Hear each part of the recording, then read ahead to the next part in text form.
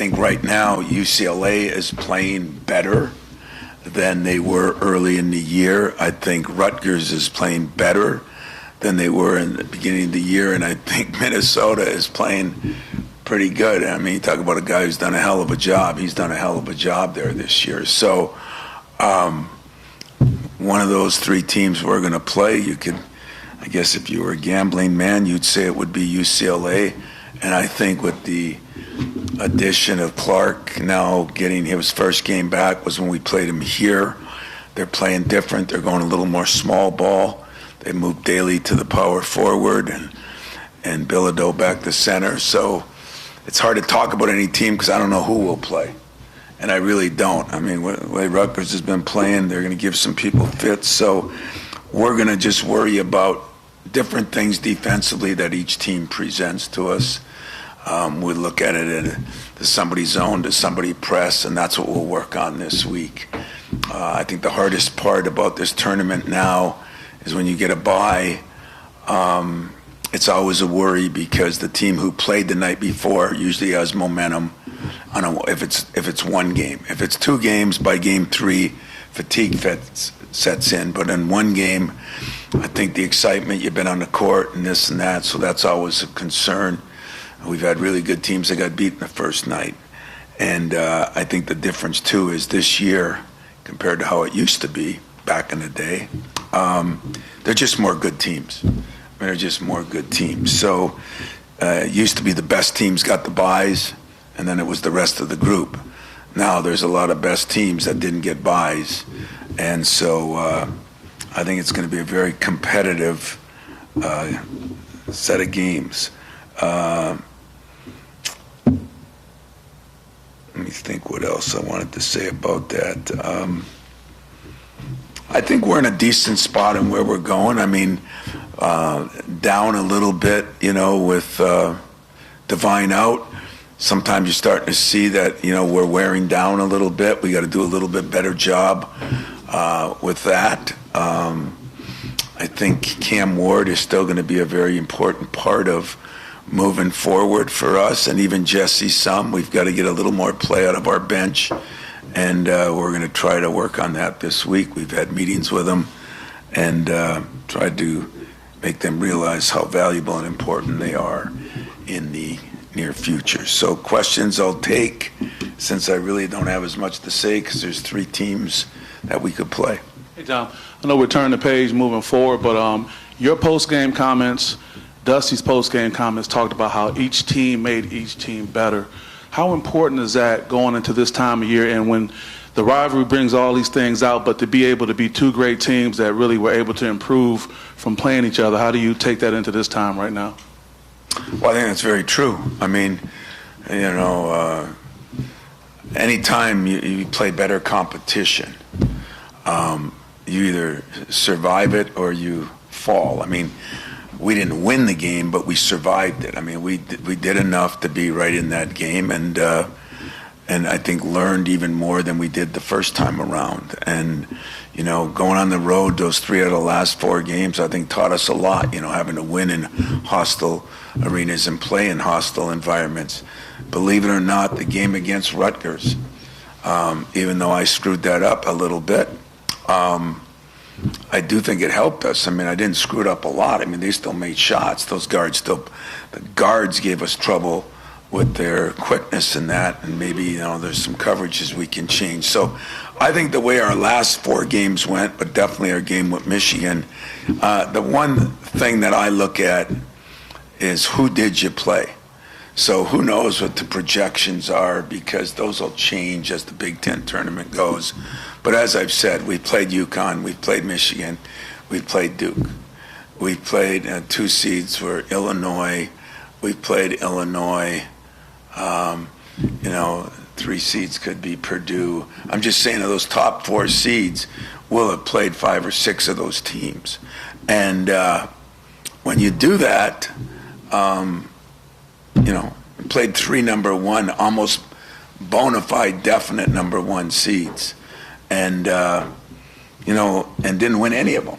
But I think learned lot from each one of them, and I think that'll make us better as this tournament and the next tournament come around. Hey, Tom, Jordan's been starting for you for about a month now. How has he settled in? How has he handled sort of the physical and mental load? Not just saying yesterday or Sunday, but this whole month, have you sort of seen him take on that role? I think Jordan Scott has been phenomenal. I really do. Now, he wasn't the other night. It was his first dip, which is good, because unlike society, failure is good. Struggling is good. If you're a competitor or if you're a motivated human being, failure makes you work harder. It makes you look at things differently. If you're just constantly going around and winning everything and getting your ribbon like everybody wants nowadays, I don't think that teaches you anything. So of all the people on my team, he has a sense of purpose and a sense of urgency for a freshman, sophomore, junior, and senior that, he can go through a walkthrough and there's a sense of urgency. And I do think he struggled in that last game. Big time game. He starting on the road. That's part of the growth, the process, the journey of freshmen. And but I think of all the guys on my team, he's going to use that to his advantage. He's going to understand that. He's going to see that. But I've been really impressed with the fact that he's so much far ahead than I thought he would be coming in, and those kind of surprises are great. Physical wear and tear and everything? I think he never complains, and so. Which I like. In other words, he's not using that. There's no excuses with him. And that's a great sign for a guy who's only 18 years old. And so I think Jordan, mentally, when you play 31 games at this level compared to the 20 you played in high school, when you practice 130 days compared to, probably 60 in high school, sure, there's got to be a little mental and physical wear on him. But there's other freshmen around the country that are doing the same thing, number one. And number two, I'm proud to say that I think my guy can handle that just fine. I really am. Tom, when we talk about tournament play and no room for my bads, mistakes, those sorts of things, I wonder in a conference tournament, is that sort of the big takeaway you can get from this sort of weekend? And are there other things that you learn from putting your guys in a conference tournament and seeing how they respond? Well, when you put in a conference tournament that's got 1 seeds, 2 seeds, 3 seeds, and 4 seeds, somewhere in there, and then there's going to be 1 or 2 teams in the Big Ten tournament that will end up doing very well in the NCAA tournament. It just happens that way all the time. So I think no matter who we play, we are going to learn something. If you win them, that means you probably didn't have a lot of my bads. And if you lose them, then it doesn't have to be coach speak. It really happened. And sometimes people have to go through things and see them. You can lecture them, but until it happens to you. So I think either way, there are some learning and value to it, because I think either way, if you win, it means you've accomplished some of those things that the coaches have talked about and what happens in one and done time. If you lose, then you get to see firsthand, we didn't do this. Oh, by the way, we're going home. Somebody else is using the hotel tonight. So when it started, the Knights, the Cadies, the Clem Haskins, the guys that were my mentors, I don't think were in favor of it, okay? And then as we got better, I'm not sure I was in favor of it, because it seems like the only thing that can happen in that is bad things. You've already gone 20 games of the season and proved you're 1, 2, or 3, and now you got to reprove it again in 3 days. And that was the theory. And do you wear out? Do you do this? Do you do that? Probably are all true, but what you asked, the question you asked, when you play better competition under some tough times, meaning pressure, you do learn something. And so if there's a mistake at the lake over there near Chicago and you go home, you learn something, and hopefully that can be an advantage as you move forward to the NCAA tournament. Once you go home, you not only go home, but you hang up the sneakers. There's a difference. So it's like we get an opportunity to talk to them about what we think it takes, because one and done time is a lot different than the regular season. And we get to lecture that, talk it. Our seniors talked about it in a meeting yesterday. We had a team meeting. Our seniors and juniors, all four of them spoke up on what, it has to happen and what does happen. And I think those are just like great learning times, for guys. And if they buy in, they've learned some of it, and you still could lose. But, I mean, you're not losing because you turned the ball over 10 times in the first half. Or you're not losing because you didn't guard somebody well enough, or you didn't cut out well enough. You're losing because maybe that team is just better than you. And that's okay. But if you learn by mistakes, that's okay too. It's legal. Our society has made it illegal to fail. It's not only legal, sometimes it's good. It's really good when you can fail at something and still win. That would be the best case scenario to me. But I think the tournament there's so many good teams in it now. The hard part is you make it through this schedule with the 20 games, and then you turn around and play 3 games in 3 days. And there's always the worry, and there is always the worry that you get to the championship game and then you're in the Thursday game on the road somewhere, wherever. There's always that worry. But you know what? It's a bigger worry when you're 50, 60, and 70 than it should be when you're 18, 19, and 20. So I think they should be excited about the opportunity they have. It's going to be great to get over there. There's going to be some incredible teams, coaches, great exposure. Who's got it better than us? It's really good. I guess when you're in this position where you don't know who you're going to play Friday, do you kind of use this extra time, I guess, as a chance to self-scout, or do you kind of maybe do it as like this mini trial run for the NCAA tournament where you kind of have this group of teams you kind of have to look at, Well, the difference is in this one, we've already played all the teams, so that's a plus. You talk about working on you can do some of that. But in the NCAA tournament, chances are pretty good you haven't played any of the teams. And so you're playing the first night. We here, learning, stealing from Duke, we talk about winning the weekends. Because winning one game and losing the second, a couple of alums are happy. I'm not. And neither are most of our people, because we've gotten our program to the point where it's important to win the weekend. So we will prepare for all 3 games when the NCAA starts, at least on Monday, hoping or assuming maybe you play Friday, Sunday like we have a lot. Now, when you play Thursday and you're out in Arizona like we've done once, then there's not as much time for that. And so what you're doing is probably working on the first game on Monday and Tuesday, getting ready Wednesday and playing Thursday, but your staff and everybody else is really working on those other 2 games. So this game, I think that there's a couple teams right now that are really playing well, and you can tell by how they finished the year. Where's Nebraska? Where's Purdue? Where's Michigan State? Where's UCLA? I mean, UCLA has been playing. They've played their best basketball lately. They've changed their lineup. But do I think a Rutgers or Minnesota could beat them? I do. Minnesota, I mean, they've been shocking. I mean, what are they, 10 and 10? Is that what they are in that league? No. 8 and 12? I mean, they're way better than people predicted. And he's done a hell of a job coaching them, and yet they don't have any depth at all. And so, but for the first game or the first or second game, not as critical. You get TV timeouts that last somewhere 45 minutes to an hour each, so that you get time to rest. But then you get to the third and fourth game, that's when it really affects you. So I think you can make an argument that Rutgers has been playing pretty well lately. Minnesota has been playing well, and they got a complicated offense, and sometimes they'll zone you more on defense.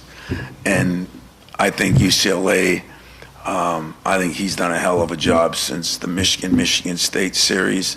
I think Mick's done as good a job as anybody in the league. Changed his rotation a little bit, got a guy healthy. You know, what's his name was really a good player before he got hurt. He was out a month. And Scott and Sky, I mean, and he makes a difference on that team. So there'll be no sleep. There'll be nothing to feel good about. But this tournament has changed so much since it was 10 teams. I mean, now it's there could be 9, 10 teams that get in the NCAA tournament from the league. So half the league could be in the NCAA tournament. That's a little different than it used to be. I wanted to ask you about Jeremy. He's named first team All Big Ten. Just the body of work that he's presented to this point in the season, and then moving forward. I mean, it's pretty obvious the elephant in the room is the technical fouls and that he's been picking up. How do you kind of emphasize the importance for him to stay on the court moving forward, especially that has to be eliminated? Yeah, I mean, I've had numerous talks with Jeremy. The last one was disappointing from the standpoint of, I know what happens, you get pushed. Now, let's be honest about it. If you want to talk about the elephant in the room, let's talk about the big elephant in the room. When people bring attention to things that are, I mean, it would be like, I don't condone anything if anybody's trying to do certain things. Physical part of games can be physical part of games. But if you singled out somebody for holding in football, it's an offensive lineman, and you want to put that on him, he's holding every time. That's different than some of the stuff. But I use that.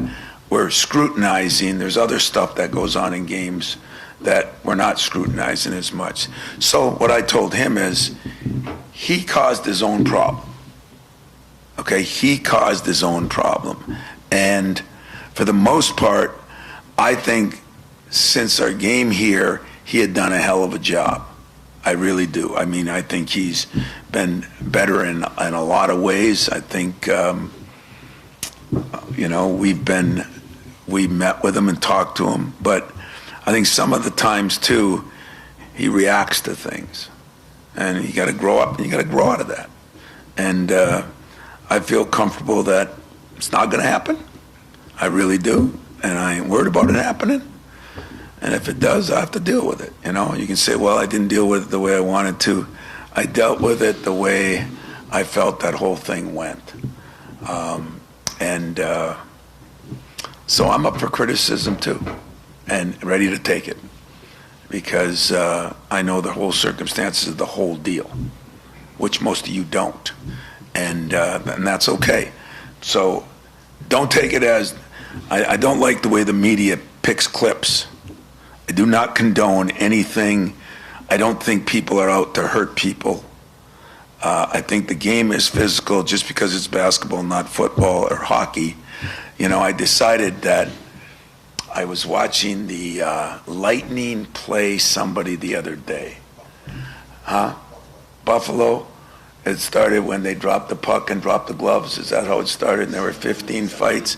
And I always said I want to be a football coach. So I called my hockey coach and I said, "You're the luckiest guy in America." I said, "I decided that when I come back reincarnated, I want to be a hockey coach now, because you can just drop the gloves and fight and nobody cares and everybody expects it." And I'm making fun of it, and it's not something that I'm trying to joke about. I'm just telling you that I think Jeremy Fears has done an incredible job. He's improved his shooting. He's improved his basketball passing skills, his brain. He is very cerebral. If you want the truth, what I'm worried about most, and I spent an hour with him yesterday, I want him to become a better pit bull defender. So everybody wants me to have him off people. I want him to get meaner and get on people more. I need him to be more of a pit bull defender. If he does that, he takes his game to a whole nother level. I want him to push the ball every single time, because when he's in the open court and pushing the ball, we're a better team and he's a better player. So those are the two things that I'm worried about. The third one, I've talked to him about, and I am never say never, but I feel like he gets that he can't react to things, and we'll see, you know. And you know what? I don't even mind the question. I didn't mind the question you asked me at the game. I understand the question and what it's got to be for, but make sure you do your homework on everything that goes on, and then I'm really cool with it. But I'm cool with the question, and I'm cool with you asking Jeremy. He better give you a damn good answer. One part about that, though, that I wanted to kind of touch on is his importance for you guys to be on the court, because, you know, obviously with Denham behind him, there's a drop-off. There is a drop-off, and you're going to see Denham playing more. And again, I don't say this, it's really hard when you're coach's son, but he makes no mistakes. He guards really well. You don't value that. I do value that. And yet, your point about on the court, I'll tell you what bothered me about the play. They get a foul on them because he pushed them in the back, right?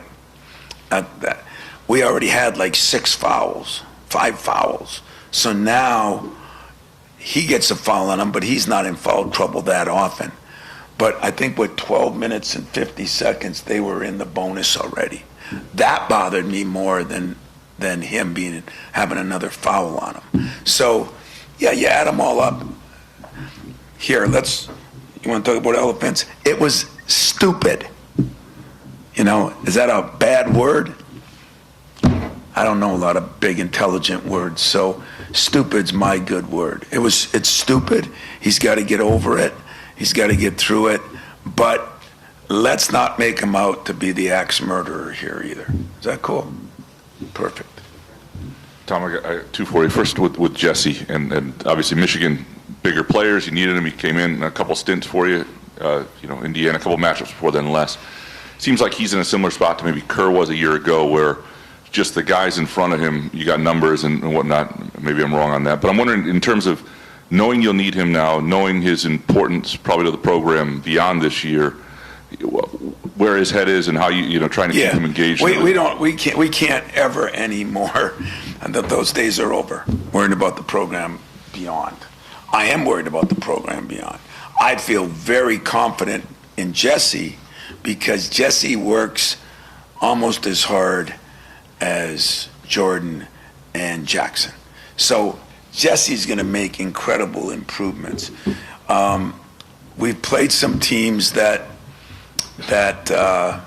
we could play them more against Michigan. Probably should have played them a little bit more against Michigan, but we felt like we needed Coop and Jackson there. They were in pretty good shape, but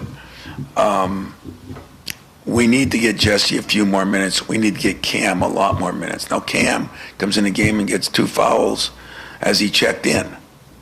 So when he had 2 fouls when he checked in, and he got his 3rd one in the first half because the coach listened to the media and put a guy in with 2 fouls. Okay? Put him in with 2 fouls, and he got his 3rd almost immediately.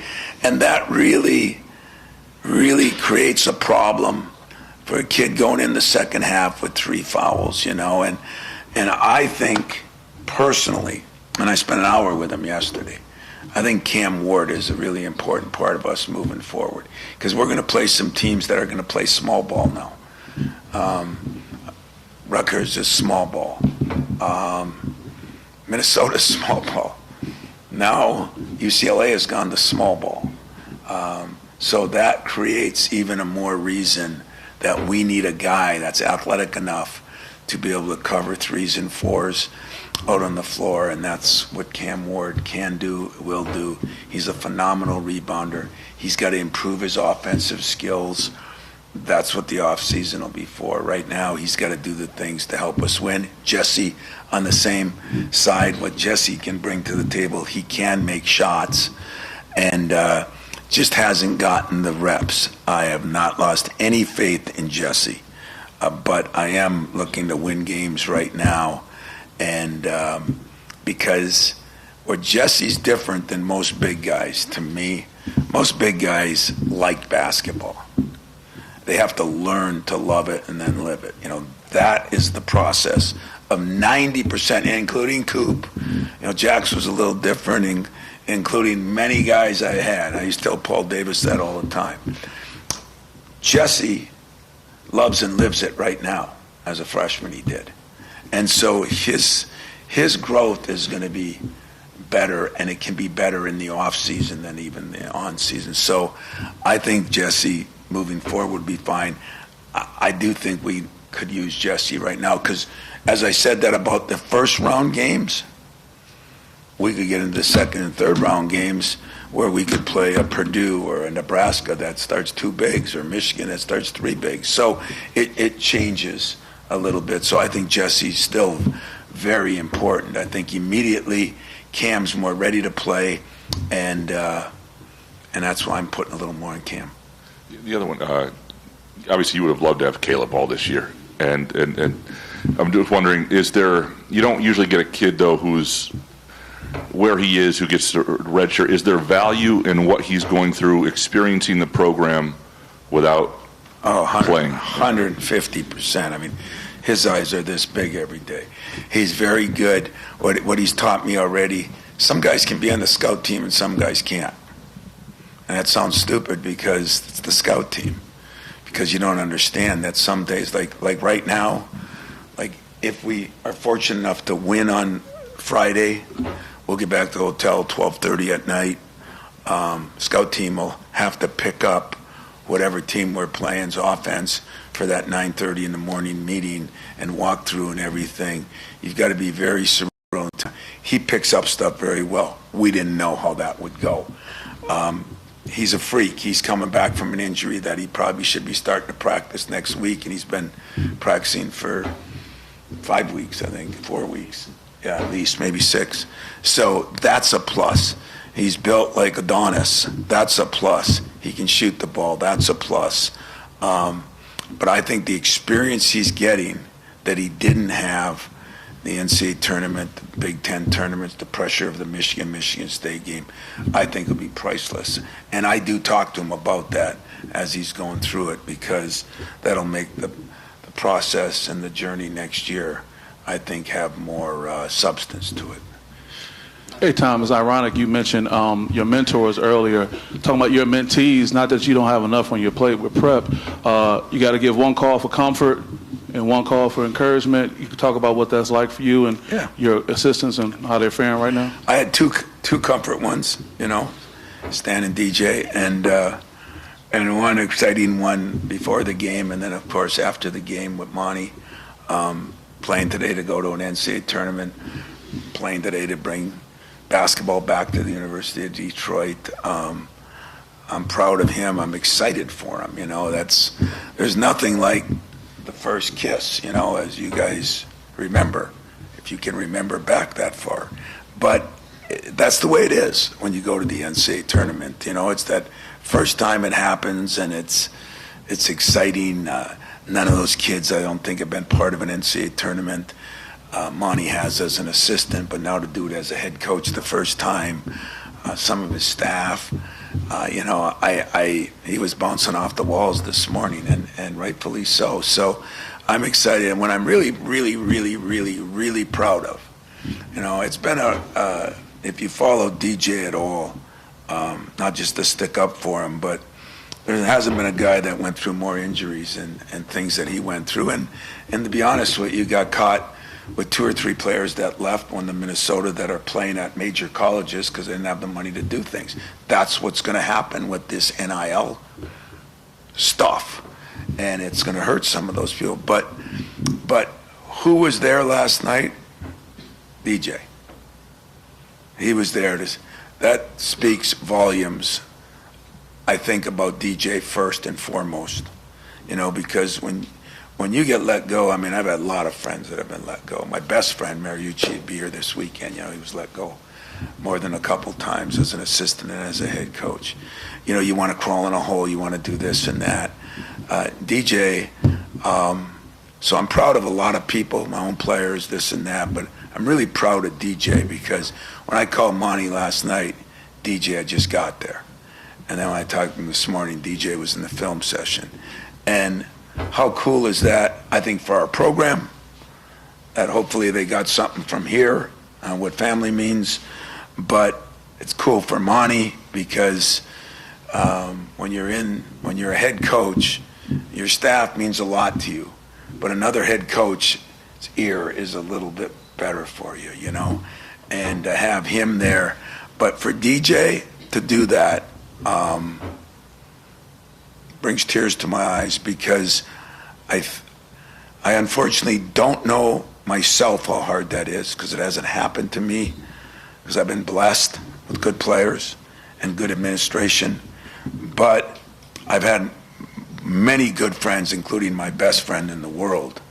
And my second best friend is Mike Garland, and I had it happen to him. So I have an appreciation what it's like to get back on a horse and ride down to Indy and support his guy that he worked for. And so that's pretty cool. You know, I wish I was glued into the TV last night. I took my 2 hours away from my prep, and I'd kind of love to go down there tonight. I'm going to be recruiting a little bit, and I got a team I got to prep for, but I will find a way to watch 3/4 of that game tonight because I feel like I'm playing in the game. You know, I coach Monty.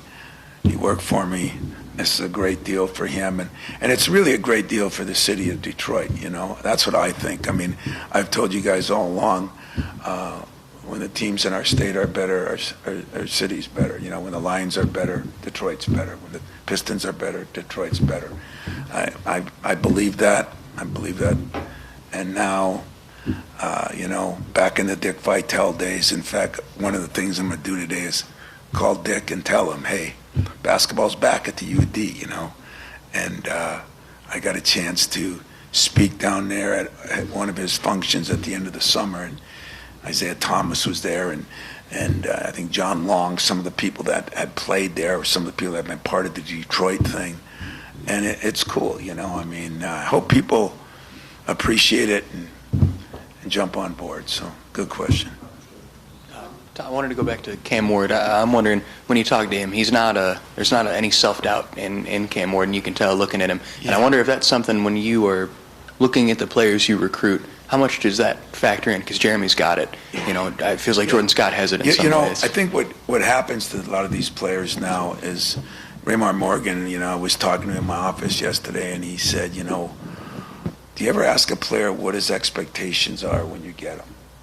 After he's been there a while, you know, like after the summer, that should be, shame on Tom Izzo, that should be one of my things in my fall meeting. You know, so what did you expect when you got here? And what are your goals now that you've had a summer to play with the guys you play with and kind of figure out where you are? Because everybody expects to be one and done. I mean, I'm just telling you. I mean, the only one that didn't, God bless him, was my son, because I told him every day he wasn't that good, you know. He was the only one that didn't expect to be one and done, you know. Hell, I told you, I got managers that think they're one and done. It's just the nature of the beast. It's what's supposed to happen. You're in an AAU event, you're a good player, you know. You can go and do that. So I think kids get reality hits with most of them. Probably 95% of them. And then you got to work your way back. But I think, in fairness to Cam, you know, I sat there with him and went through all his games, you know, and of course the Arkansas game was a big game for him. Did that screw him up? A couple games later, he hurts his hand that he's in a brace for a month and couldn't practice for a week, and then when he did practice, could never work on his shot because he couldn't cock his hand. And I think you see a mountain of a man out there, a well-built, you know, strong guy. He's a very intelligent guy. Both his parents are coaches, so he's a very basketball cerebral guy. But that was how would you like to score that many points and rebounds, and all of a sudden, you know, the world changes on you. That's an adjustment. What I think he forgot, he still can defend and rebound. You know, maybe another bad job. I should have brought Morris and his cast down with him. And, you know, to teach him that, you know, Morris couldn't guard. He couldn't guard my mother. He couldn't guard my dad, and my dad isn't with us anymore. Okay? But when he broke his hand and had the cast on, he learned to play defense. He learned that he had to rebound. And then when he came back, and then the other things started coming his way, he became a great player. Well, Cam can't shoot it as well. He can't work on it. He hasn't been able to. You're not changing that now. But what he is he's a monster rebounder, and he's a very good defender. And right now we could use those two things. Plus, he can put on the floor a little bit and get the things. So I don't think he lost any confidence. I think you get disappointed. You know, you think, well, and then you start saying to yourself, okay, well, I got next year, you know. And that is one thing that I really stress in my meetings with kids. You know, like Coop said to him, I took Coop and Cam spent some time yesterday afternoon, and Coop said, you know, that, man, I played 6 minutes a game as a freshman. You're playing like 16, even with your injury. And he said, I played on a not very good team. You're playing on a top 10 team. And you don't want to wait till next year, because next year is not promised, as they say. This year is promised right now. We're here in the present. And so what we decided is you got to do what you can do to help this team win, and then take those skills you have, add your offensive skills in the summer, because that kid's going to play a lot next year, as we all know. So I felt good about it. You know, it's, again, one of the fun things I get to do. I guess more your line of work than mine, but I do get to do that and try to dig into guys' heads and figure out what they're thinking and how they're feeling. It's hard to do. It usually, in the medical world of that, takes sessions after sessions, and if we want to spend all our time on that, you know, we got so many other things we got to do. So I think I think Cam's going to do well in this. I really do. I think he gets it. I think Cooper and Jackson have been so good in helping those guys. Jesse too. But I think you're both right. I think we need Jesse and Cam to give us some solid minutes, whatever those minutes are, and Cam's will probably be more. But I think if we're going to do well in this tournament, I think that has to happen. How's that?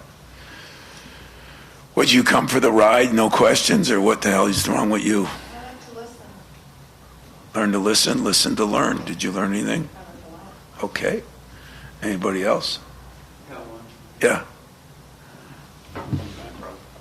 I'm just wondering, when you went through the film and everything after Sunday's game, how the players reacted when you addressed maybe the lack of adherence to the scouting report and some of the breakdowns that you went over and so forth. That's some of the my bads, I would imagine, but might have been some veteran players that did that. What was your takeaway on that when you went back over it? You know, as I looked at it, I'm still a little disappointed. You know, I talk about our bigs being up. One of the reasons our bigs have to be up because our guards are not pressing up and doing as good a job on those ball screens as we need done. And I have addressed that with them. The second thing is, if you put a regular player, a really good player, you put Michael Jordan in the corner and he hits 5 out of 10 threes, he's considered an all-star. You know, give Yaxel credit. I mean, he hits 5 out of 6 threes. I mean, some of it was he made the shots, you know. He made, I don't know if they were tough shots. I thought that was one of the things they did well. When you got a guy in there like Mara, you got to guard him differently, and Johnson too, and it gives him a little more freedom out there. And but he made the shots. And so probably if we play somebody this weekend, they make 5 out of 6 threes, we're in trouble. Should we have guarded them better? That was my question, and some of that was on penetration and kickouts. You know, 2 times in that game they got 3 rebounds and hit a 3 or got a 3-point play on them. When the game, you know, whether I want to make myself feel good or reality, But we were ahead in the 60s, and then it was 73-70, and Jeremy had just missed the front end of a one-on-one. It could have been a 1 or 2 point game. We did enough things against, I told you, I thought they were the best team right now. Best depth, best team. They play defense. They're different than some. And I think we're right there with a chance, and we didn't get it done down the stretch. They did. But, yeah, we're going to learn from a few mistakes we made. A couple were, we call them flybys, where they go by and try to, contest a shot. And instead of coming back, they just fly by. And then Mara's so good, so big, he just outlets it length of the court. In the first game, they had about 4 of them on us. They had 1.5 in this game. And we took one bad shot that left to a breakout that we talked about and showed them on film. But the bottom line is you have to play great. I mean, we don't argue that there was a talent difference. You have to play great. You can play great and beat them. We've done it my whole career with different teams we've played. But if you don't play great, that other team can't play great. Well, they shot the daylights out of it, at least he did. And that, he was their best player. He made shots. I thought the other key that I was really, really disappointed in us is we knew what Gale could do, and we know what he doesn't do as well. And he beat us on what he can do. And to get 15 free points on a guy averaging 7, that was a big part of it also. So you got to give him credit, but you do got to give us some blame. Does that make sense? I wanted to ask you, we've talked so much about the reserves and their need to give you guys minutes. I'm wondering about the 4 guys, your core 4, and the minutes that they've been playing, and just, one, how you've navigated it, having that many guys play that many minutes and stretches, and 2, how they're handling it heading into the postseason, up from a fatigue standpoint, from a mentality standpoint. Well, they're excited. Everybody wants to play 41 out of 40 minutes. They're happy as 10 men.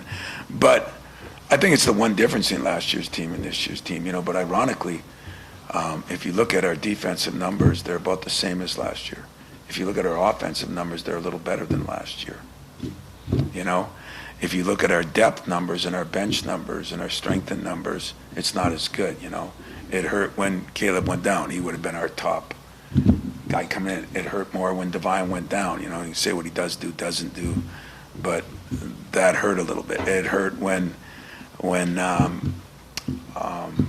Cam went down. So. That's 3 guys. That would have probably been, 6, 7, and 8th men. And then the Jessies or somebody else comes in, Denham comes in, and you're in a different position. But for me right now, I might play Denham more minutes just so that I can rest those guards a little bit, because I know he can guard somebody. Just play different for 2 minutes, And that's why I think Cam's so important to us right now. And I think he'll answer that call because he's done it against some of the best competition he's played against. I think he just had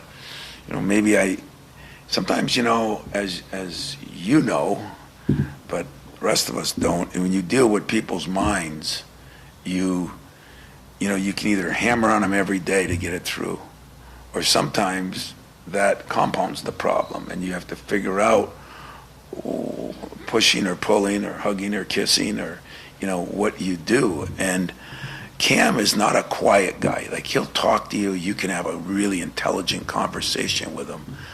But he's not a complainer either. The advantage of a complainer is he's unhappy. He's upset. The guy that doesn't complain, you're guessing. You're not sure. And you're trying to, talk about it. So I just felt good at where Cam is as far as, how he responded and questions he answered. I think he's a very good player and he's going to be a great player. I think he went through something he never went through, never been injured, especially never injured after an 18-10 game, never injured, didn't get to play in some of the big games he wanted to play in, at least in the way he could. Didn't get to improve as much on his game and probably focused too much on the missed free throws and the offensive part because we're all human and we think, you know, I mean, guys think they get dates because of the points they score, not the rebounds they get. They think they get dates because of the points they score, not the people they guard. You know what? If you guard people and you do well and you win, a lot of people think differently of you, and that's what I tried to convince him of, you know. And so I feel good about it. Tom, does Monty ask you for advice? I gave him some today. It was deep. It was personal. I'm going to tell you, hey, Monty, win the frickin' game tonight. Make a lot of sense? That's all I told him. Just win the game because it puts you in a different category. You know, you get to the NCAA tournament. You know, there's coaches that go a lifetime and never get there. And I mean damn good coaches. So, no, I mean, he was with me, you know, as a player, as a coach, probably 15, 18 years, you know.